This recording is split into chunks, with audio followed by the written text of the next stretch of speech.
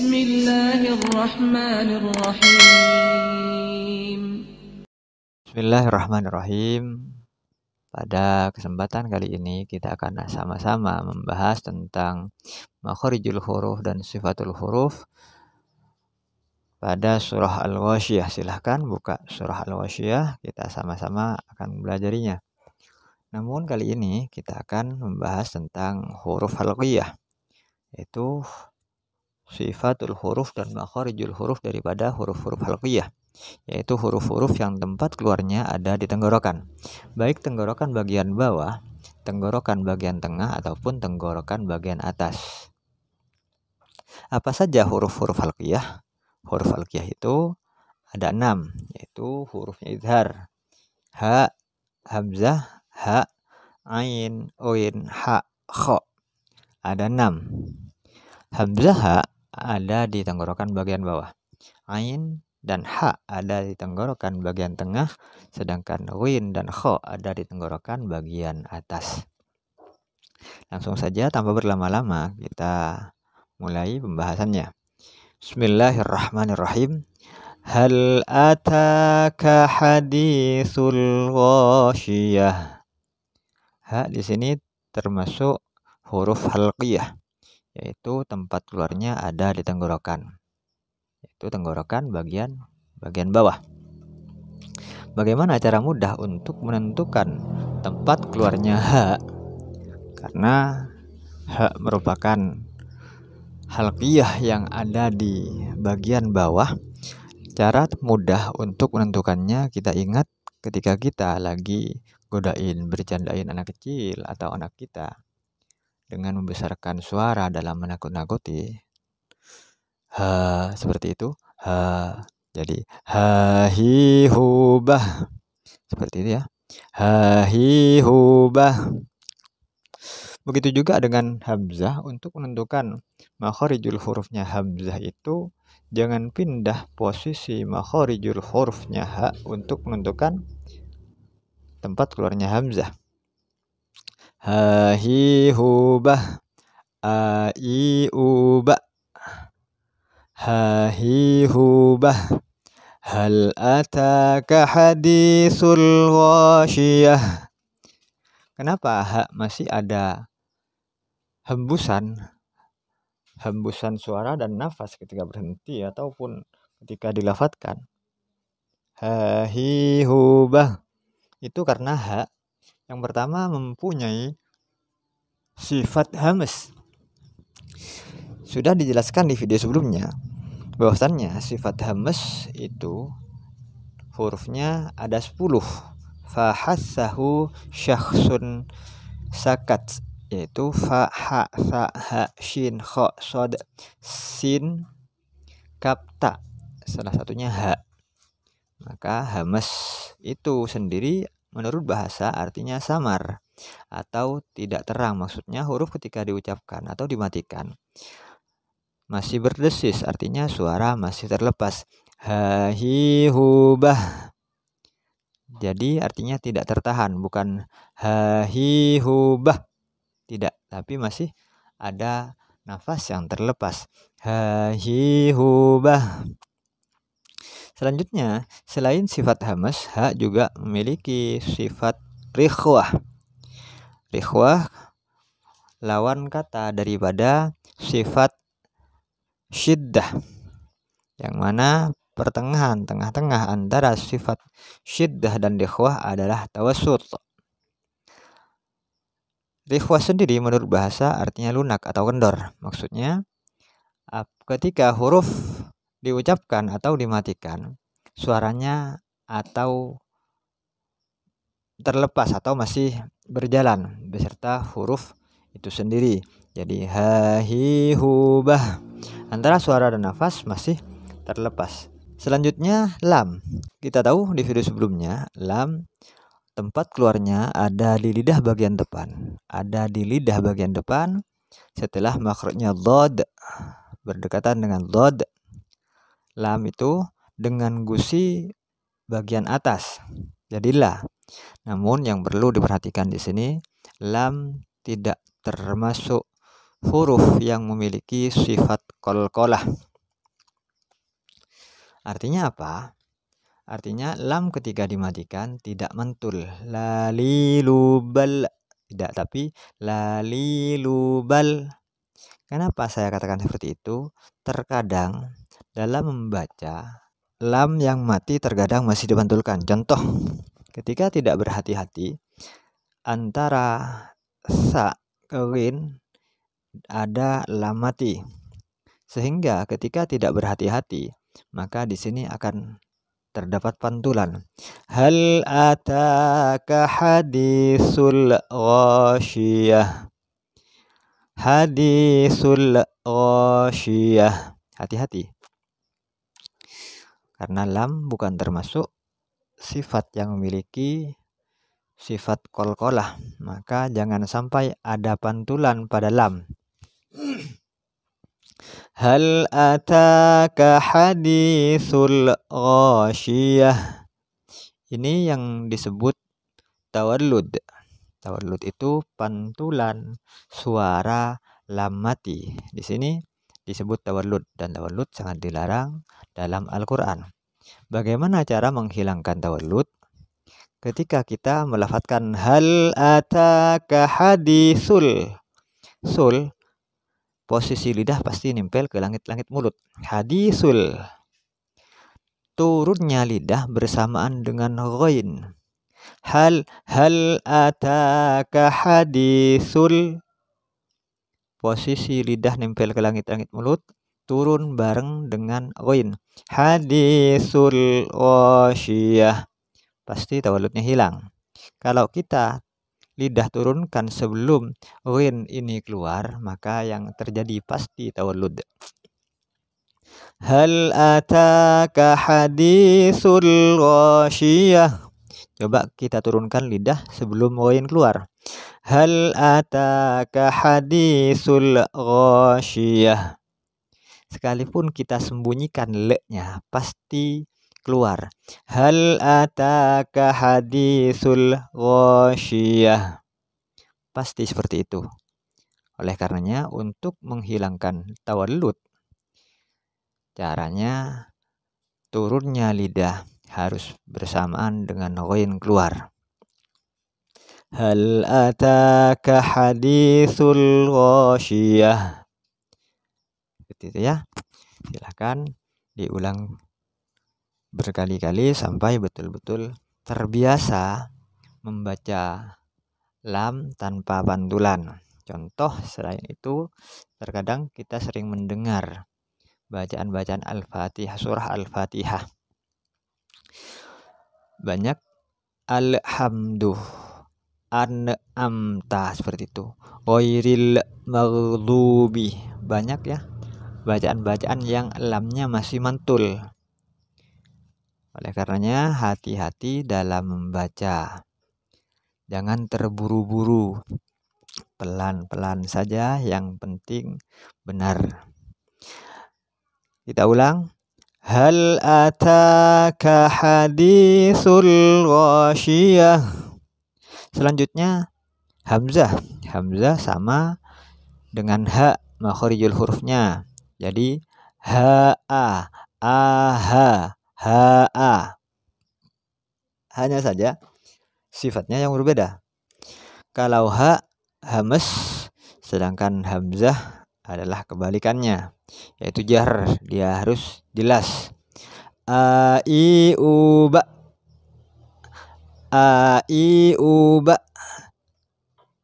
Kalau makharijul hurufnya sama, tapi di sini sifatnya yang berbeda. Artinya, kalau makharijul huruf sama, belum tentu sifatnya sama. Makharijul hurufnya sama, belum tentu sifatnya sama. Terkadang beda. Ada juga yang sama dalam makhraj dan sama dalam sifat. Ada sebagian seperti itu. Nah, ini salah satu fungsi kita mempelajari tentang makharijul huruf dan sifatul huruf. Salah satunya ketika nanti kita sudah sampai ke pembahasan tentang idgham, baik idgham mislain, idgham mutajanisain atau idgham mutaqaribain. Idgham misrain itu adalah sama makhraj dan sama sifat. Idrib. Selanjutnya ada kalimat bi'asokah. Dan juga yang sama makhraj sama sifat. Wa qad dakhalu, sama. Yaitu idgham misrain sama makhraj dan sama sifat. Ada idgham mutajanisain, sama makhraj beda sifat. Seperti qad tabayyana, antara dal dan ta. Qad tabayyana itu idgham mutajanisain, makhrajnya sama tapi sifatnya beda. Apa gunanya?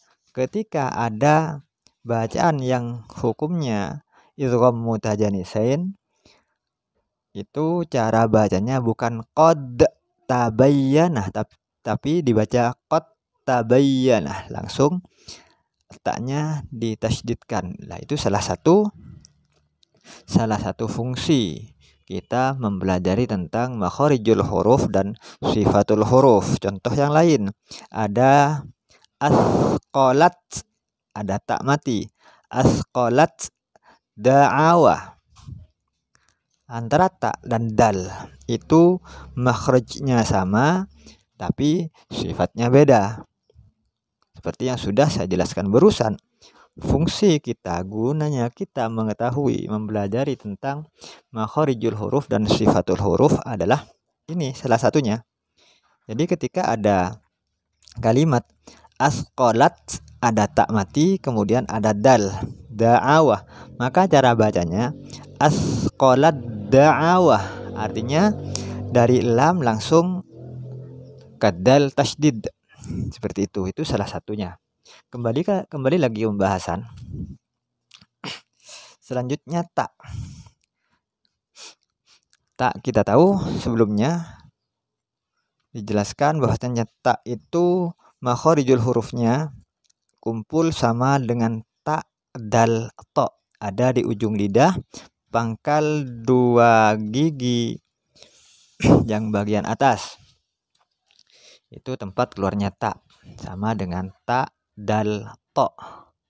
Ada di ujung lidah dengan pangkal 2 buah gigi bagian atas. Tak, dal, to. Perhatikan. Mungkin tak kita biasa sudah melafadzkannya tak. Dal juga hati-hati, dal bukan da tapi da, to. Usahakan antara ketiga huruf ini posisi lidah tidak pindah. Ta, da, to. Ta, da, to. Untuk menghasilkan makharijul huruf yang maksimal, maka dalam melafadzkan ketiga huruf ini harus ditekan. Bukan asal bunyi ta, da, to, tidak. Tapi harus ditekan. Ta, da, to. Karena kenapa? Karena ketika kita bahas masing-masing daripada huruf-huruf ini, tak salah satu sifatnya adalah hamas. Kita tahu hamas adalah samar atau tidak terang. Maksudnya huruf apabila diucapkan atau dimatikan berdesis, nafas masih terlepas. Ketika tak kita lafadzkan tanpa ditekan, maka desisnya terkadang tidak keluar.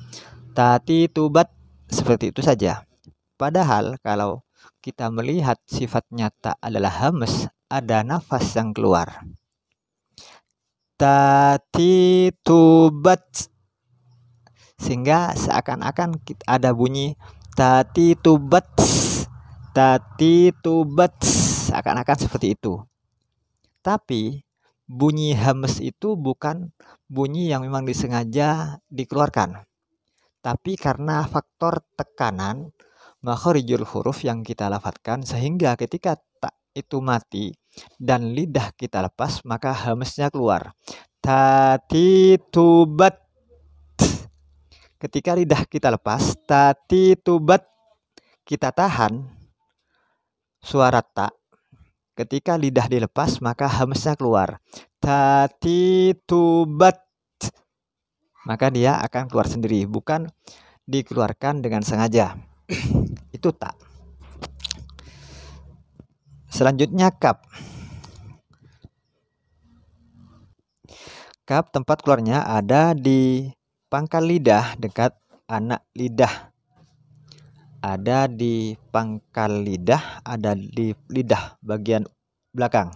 Di pangkal lidah, bukan di ujung. Dekat anak lidah.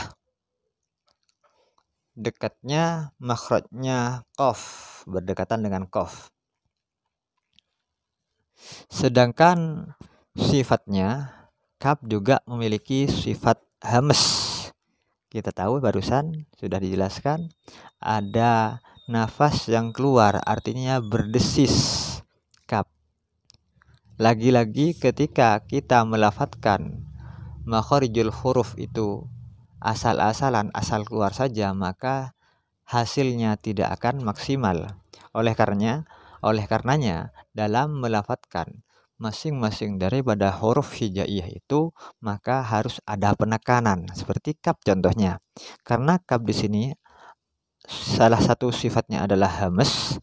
Hamz berarti ada hembusan yang keluar, ada desis, maka kaf bukan asal baca kaki kubak, tidak, harus ada nafas yang keluar, ditekan. Kaki kubak, seakan-akan ada bunyi yang keluar setelahnya kaf mati, bak, seakan-akan seperti itu. Tapi lagi-lagi bukan karena faktor sengaja, tapi karena faktor ditekan, sehingga ketika kita lepas ada nafas yang keluar. Yaitu sedikit penjelasan tentang makhrijul huruf dan sifatul huruf di luar halqiyah. Kembali lagi ke pembahasan halqiyah, yaitu ha. Ha termasuk sifat yang halqiyah, termasuk huruf yang makhrijul hurufnya ada di halqiyah, yaitu di tenggorokan bagian tengah. Ha, ha, ha, jadi bersih. Ha, hi, hu, bah, bersih. Ha, ha, bersih. Ha, hi, hu, bah. Kenapa harus bah? Masih ada hembusan yang keluar karena ha juga memiliki sifat hamz. Ha, hi, hu, bah, hi, hu, ha, hi, hu. Bukan hanya ha, hi, hu, tidak, tapi ha. Seakan-akan kita minum atau makan sesuatu yang panas, makanan yang panas, maka biasanya kita akan mengeluarkan hawa, ha, seperti itu ya. Seperti itu caranya untuk mengetahui makhrijul hurufnya ha. Ha, ha. Selanjutnya ghain. Ghain termasuk juga sifat halqiyah. Ghain tempat keluarnya ada di tenggorokan bagian atas. Gho, kayak orang ngorok. Atau kita ada kotoran di tenggorokan mau kita keluarkan, biasanya dengan cara kayak ngorok gitu. Gitu. Ghaghiru bagh. Sedangkan ghain itu sama dengan kha, makhrijul hurufnya. Kha, khi, khu, bagh, dia ngorok. Ghaghiru bagh. Sedangkan sifatnya ghain ini adalah jahr ya. Jahr lawan kata daripada hamz. Kalau hamz samar atau tidak terang, kalau jahr terang atau tampak.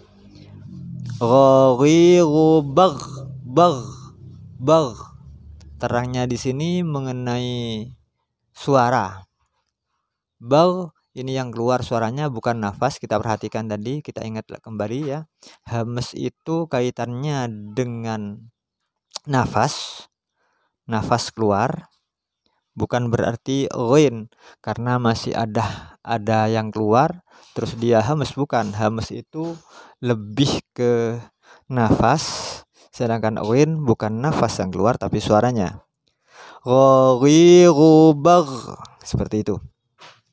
Kenapa ghin ini masih ada suara yang keluar? Karena selain jahr, ghin ini memiliki sifat rikhwah. Rikhwah adalah lunak menurut bahasanya. Maksudnya huruf apabila diucapkan atau dimatikan, suaranya terlepas atau masih berjalan beserta huruf itu. Jadi suaranya keluar. Ghaghighu bagh. Makanya ghin ketika mati lebih jelasnya ketika mati sukun, maka masih ada suara yang keluar. Bagh, seperti itu. Kita ulang kembali. Bismillahirrahmanirrahim. Hal ataka hadithul ghashiyah. Hal ataka hadithul ghashiyah. Wujuhu yawma idzin khashi'ah. Ngorok ya, kha. Halqiyah juga. Tempat keluarnya ada di tenggorokan. Wujuhu yawma idzin khashi'ah. Amilatun nasibah. Demikianlah penjelasan tentang huruf-huruf halqiyah, 6 huruf daripada huruf-huruf halqiyah, yaitu hamzah, ha, kha, ain, ghin. Silahkan dipraktekkan, dicoba. Mudah-mudahan bisa dipahami dan bermanfaat. Kurang lebihnya mohon maaf.